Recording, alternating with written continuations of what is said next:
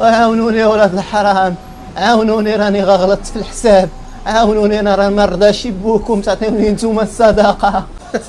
وشوف اخويا نور الدين، شوف وسعاي ومنفخ من الفوق اصاحبي. كضحك عجبك الحال.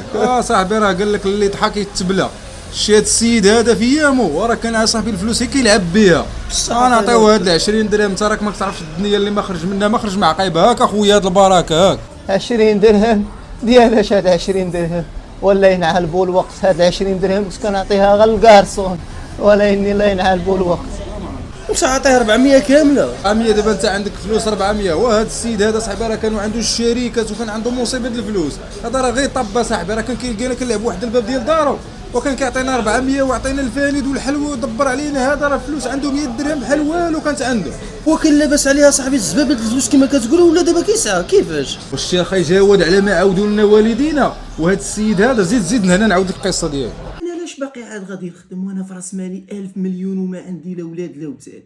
راه كل عام نخسر 20 مليون كاع، غنعيش 50 عام، غادي تجي هي هذيك حساب، ما باقيش نخدم كاع ونتبرع مع راسي، ما كاين غير النشاط والزرود تنشوفوها في غتخرج.